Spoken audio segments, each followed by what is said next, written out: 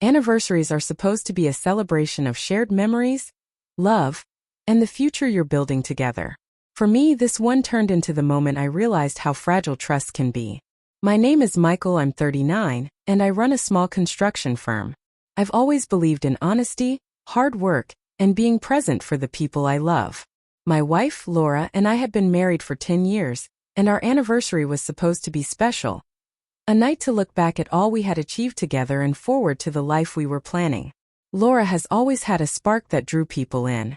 Intelligent, vivacious, and social, she loved attention, whether from friends, colleagues, or even strangers. I admired her energy and often found myself lost in her enthusiasm, thinking I understood her completely. We had a son, Liam, who had just turned 7, and he was our world. I never imagined that the very person I trusted the most could create a fracture that would threaten everything I had built. The first hint came weeks before our anniversary. Laura had been unusually distant, spending extra hours at work and making subtle excuses about meeting friends. At first I brushed it off. Everyone has stressful days after all. But then she started talking about her past in ways she never had before. Names of ex-boyfriends came up casually in conversations, stories of past relationships that seemed to hold her attention longer than necessary. I didn't confront her. I simply listened, trying to gauge whether it was harmless nostalgia or something more. The day of our anniversary arrived. I had planned a simple dinner at home. Candlelight, her favorite dishes, and a gift I knew she would love. Liam was excited too. He had drawn a card and wrapped a small toy for her. Laura came home later than expected, dressed beautifully, but there was a certain tension in her eyes I couldn't ignore. She greeted Liam warmly but looked past me several times, as if her mind was somewhere else entirely. Over dinner, I tried to keep the mood light. We talked about work, family, and plans for the next year. But the moment came when Laura, out of nowhere, mentioned an ex, Daniel, a name I had never heard before in the context of our anniversary. She smiled, reminiscing about a trip they had taken years ago. A trip she described with a warmth that made my chest tighten. My mind raced, but I stayed calm. I didn't want to spoil the night for Liam, and I needed to understand the full picture before I acted. After dinner, she suggested a walk to the park where we had first met. I agreed, thinking it might help ease the tension. As we walked, she continued to share details from her past, seemingly unaware of the discomfort she was causing me. My heart was pounding. Not out of anger, but out of the strange sinking feeling that she was mentally revisiting someone else's memory, while I had been investing in our shared life. That's when I decided I needed clarity. I needed to know whether this was harmless reflection or a sign that the connection we had built over 10 years was quietly unraveling. I observed her subtly, noticing the way her eyes lit up at certain memories, the way her tone softened when she spoke of Daniel. There was a pull there that had nothing to do with me, and it terrified me. Over the next few days I couldn't shake the unease. Laura seemed more distant, but it wasn't just her attention to the past. It was the way she carried herself, almost secretively, whenever she mentioned Daniel or certain memories. I decided to watch carefully, without confronting her directly. There's a difference between suspicion and certainty, and I needed proof before acting. I started noticing subtle signs. Sudden phone calls she would step outside to take, messages deleted the moment she realized I was near, and a faint hesitation whenever our anniversary or Daniel came up in conversation. It was as if she was living in two worlds, one with me, grounded in the present, and another in a past that still held power over her. I didn't confront her, because confrontation without evidence accomplishes nothing. Instead, I began documenting everything. Notes, observations, times, conversations, subtle inconsistencies. Every detail mattered. It was like assembling a puzzle. The pieces weren't all clear yet, but patterns were emerging. Then one evening, the pivotal moment arrived. I had returned home early from work, pretending to be tired and preoccupied, while secretly observing Laura's routine. She called a friend, ostensibly about lunch plans, but the tone, the way she laughed, and the choice of words made it clear something was off. I stepped closer, subtly listening, and my suspicion solidified into undeniable truth. She was emotionally entangled, revisiting her past in ways that went beyond nostalgia. The contrast between our marriage and her mental retreat into Daniel's memories became stark. At home, she was present enough to maintain appearances, caring for Liam, answering my questions, but emotionally she was elsewhere. I felt a mixture of heartbreak and clarity. Heartbreak for the intimacy we were losing, clarity because I now knew what I was dealing with. I realized I had to act strategically.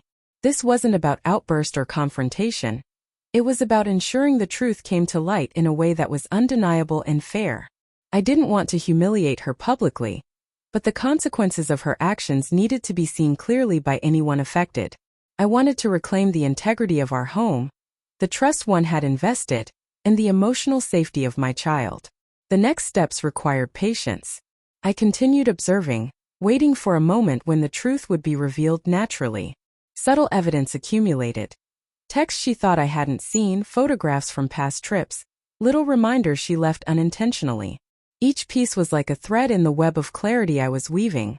I stayed calm, interacting normally with her and Liam, ensuring nothing seemed out of the ordinary. Then came the anniversary dinner night 2 weeks later. I invited a few friends under the guise of celebrating quietly with close family. Laura arrived, radiant as ever, unaware of the storm that was about to unfold. Her attention, her smile, even her small gestures toward me were now laced with attention she didn't understand. I had all the evidence, all the clarity, and I was in control. The evening arrived. The table was set, candles flickering, soft music in the background. Liam was excited, bouncing around, completely unaware of the tension in the air. Laura walked in, smiling, carrying herself like nothing had changed. I greeted her calmly, as if it were any other night, hiding the storm of anticipation I felt. Once everyone settled, I began speaking, not in anger but in clarity. "Laura," I said softly, "we need to talk about the past, about honesty, and about where we stand." Her smile faltered, but she tried to maintain composure. I had everyone's attention, our closest friends quietly observing, sensing the gravity of the moment. I presented the evidence I had meticulously gathered over the past weeks, messages, subtle traces of her emotional attachment to Daniel, inconsistencies in stories. I spoke slowly, letting each fact sink in. No shouting, no accusations, just truth. The calmness in my voice contrasted sharply with the tension in the room, making the reality impossible to ignore. Laura's confident mask began to crack. Her eyes darted nervously, lips pressed together. She tried to explain, to minimize, to make excuses, but the proof was undeniable. The contrast between her words and the evidence was stark. It was no longer about past memories. It was about the present choices she had made. Choices that affected our marriage, our son, and the trust we had built over 10 years. Liam, sensing the tension, came closer. I knelt down and spoke to him gently. "Daddy and Mommy are having a serious talk, but you are safe, loved, and nothing will change how much I care for you." His small hand in mine grounded me, reminding me why I needed clarity, truth, and resolution more than anything else. I turned back to Laura, calm but resolute. "The past you keep looking back to has no place in the future we are supposed to build together. I cannot continue like this. For the sake of our son, for your sake, and for mine, we need to acknowledge the truth and move forward separately." The room was silent. Laura's tears finally fell, not from sorrow for her actions, but from the realization that her choices had consequences. She packed her things quietly, leaving without argument, without drama. I stayed with Liam, holding him close, feeling the weight of betrayal lift just enough to allow a new beginning. In that moment I understood something vital. Love is not about blind forgiveness. It's about integrity, boundaries, and the courage to face reality. Betrayal is not always loud.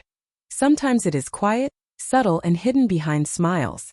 But truth has a way of revealing itself, and when it does, it demands acknowledgement. I walked Liam to bed, kissed his forehead, and looked around our home, once filled with shared dreams, now cleared of illusions. I wasn't angry anymore.